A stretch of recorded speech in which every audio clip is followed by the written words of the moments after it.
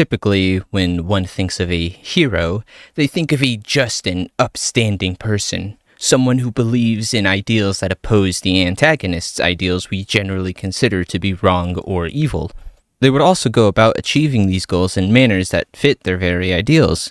So, what would you think if you were presented with a group of heroes whose ideals are so unbelievably stupid and naive, but also commit terrible atrocities that, in most cases, are just as bad, if not worse than the villain in order to achieve said ideals? Your first thought would probably be a character like Handsome Jack, who claims they do things for the greater good while also just being a total bastard.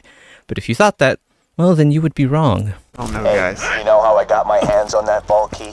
See, a few years back, Wilhelm and I paid a visit to your little friend Tanis, and we beat her for hours.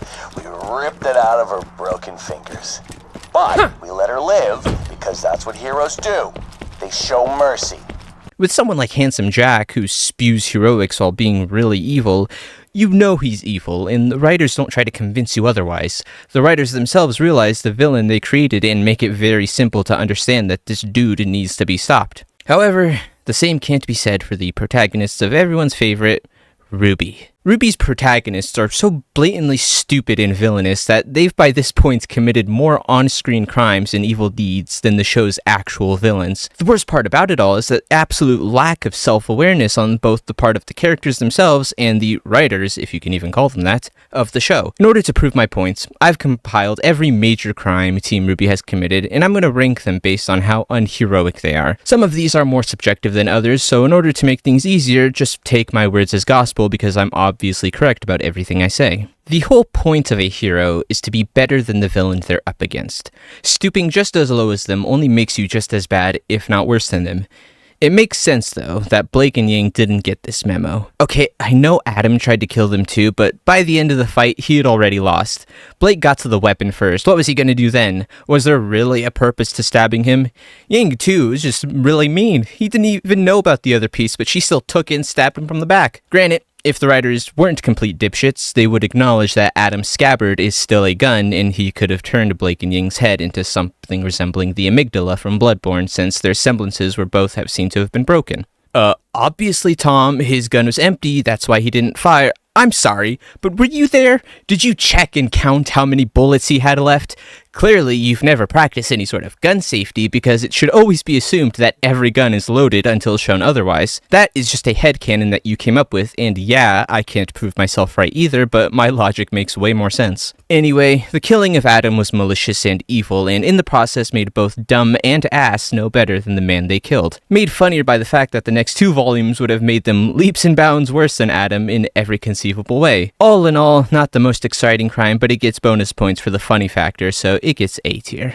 I mean, come on, I know you were just trying to protect your main squeeze, but this is just plain irresponsible. Ying tossing her bike at Adam is one thing, but then letting it fall into the ocean and not retrieve it is just plain mean. I understand that we need to keep the eels electrocuted, but there are safer alternatives that don't also make you look like a complete douche. And if that wasn't bad enough, then they let Adam's body fall into the water, which will contaminate the water and kill the wildlife. Once again, there are priorities, I understand that, but at least let Atlas know so they can fix your messes for the umpteenth time. Boring crime committed by boring people. It is very unheroic to litter, but in the grand scheme of things, and compared to everything else Team RWBY will do, I'm just gonna put this at the bottom. What pisses me most off about this specific crime is how they try to yell at the little lady by telling her that they left them no choice when they had literally an unlimited number of choices. 1, Weiss could have gone home then sent someone to get them. People made the argument way back when that Jacques would have stopped her and she would have been trapped again, but Volume 7 proved that didn't happen, so why didn't she just do that? Or, use her summon to carry everyone, even if it's just a couple at a time? Hell, Crow could have accompanied her to Atlas as a fucking bird to ensure that she would be safe. Why didn't anyone think of that? Yeah, he was in turbo drunk mode, but you could have at least presented the idea to him. Cordova was 100% in the right. She was just a soldier following protocol and had to take action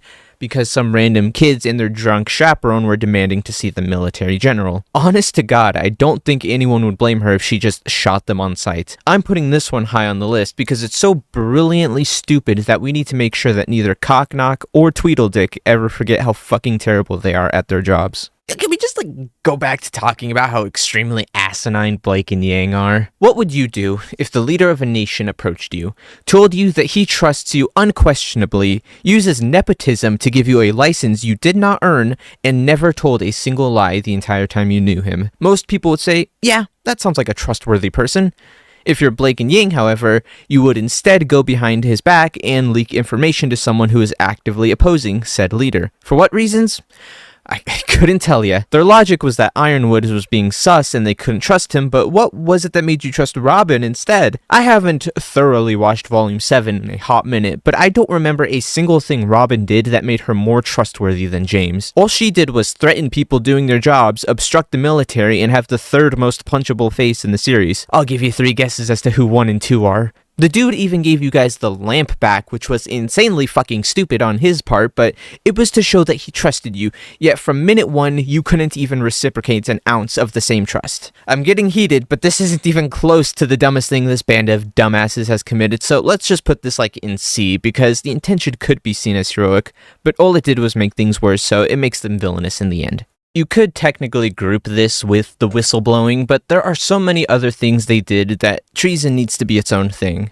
Also, it's my video, so I'll do whatever the hell I want. Of course, we have the 2 classics of lying to Ironwood and going behind his back to meet with Robin, which themselves is already grounds for treason, but God forbid Team RWBY stops at only a little crime. Now they're just being straight up with Ironwood and telling him to his face that they oppose him. Instead of helping James with his plan to save those he's able to save with his limited power, they tell Ironwood to go fuck himself, and if they can't save everyone, then they'll just doom everyone else. Ironwood was incredibly paranoid, but can you blame him?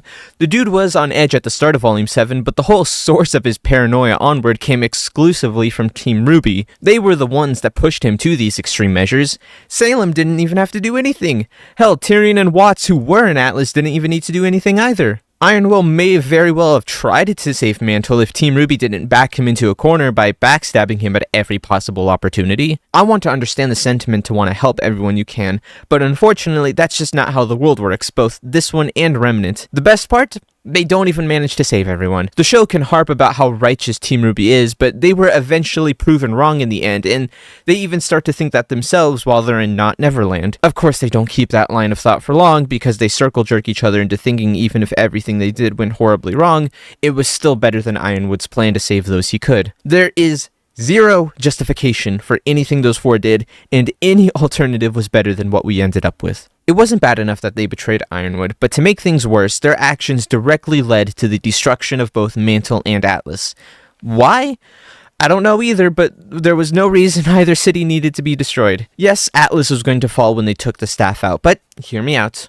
What if they didn't take the staff out? If I remember correctly, which isn't the most reliable source, they turned Penny into a human without taking the staff out, even though it could only be used for one purpose at a time. Why didn't they create portals like they did, but into Atlas so Mantle could be saved and Ironwood's plan might still see the light of day? Everyone wins, except Salem, who literally can't win from that point on. I know the plot needs to happen, but then maybe you shouldn't have inserted this easily solvable dilemma then. This is probably one of the least heroic things they could have done, but there's another that is tied with this, but I'm separating it because it's my video, so fuck you. A tier, by the way. You know, Adam's death gets funnier as time goes on. As horribly as they treated his character, in the end, he was still a crazy ex who probably needed to die. But after the Atlas arc, his actions became a whole lot more justifiable. I mean, think about it.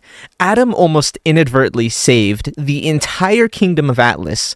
Had he killed Blake and Yang here, none of the events of Volume 7 would have happened, and Ironwood probably would have come to his launch Atlas into space idea eventually. Sure, RWBY and Weiss were still here, but I don't think they alone could have pushed Ironwood to insanity. Adam is literally a martyr, even if we didn't know it.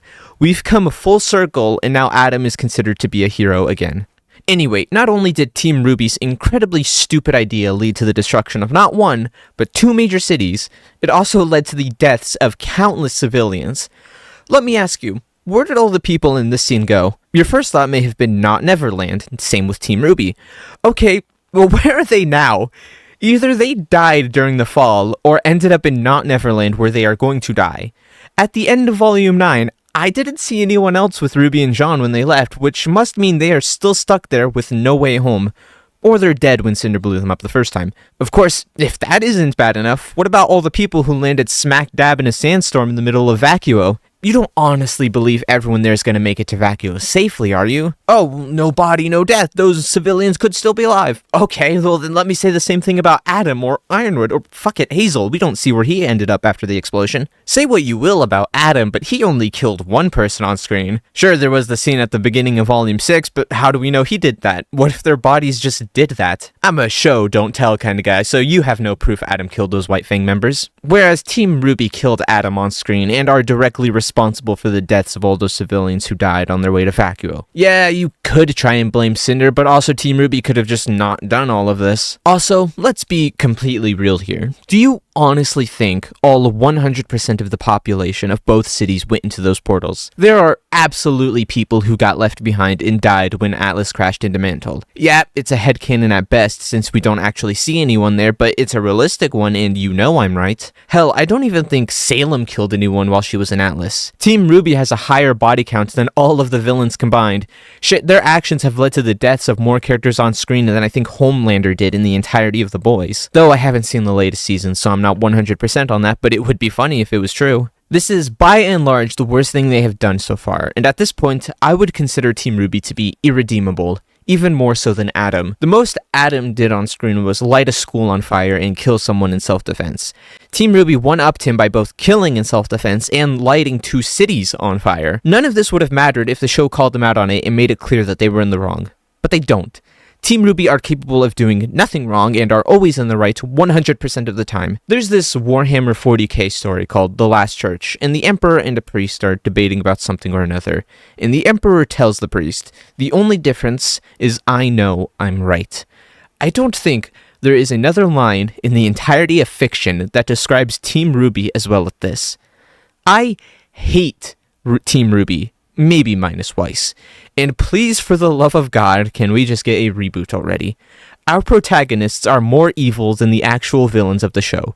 There is nobody I want to root for because Team RWBY is evil, Salem isn't interesting, Adam and Ironwood are probably most likely dead, and Neo has been written out of the plot. You know what would be interesting? If Team RWBY got to Vacuo and Juniper and Oscar berate the Four on how insanely stupid the plan ended up being.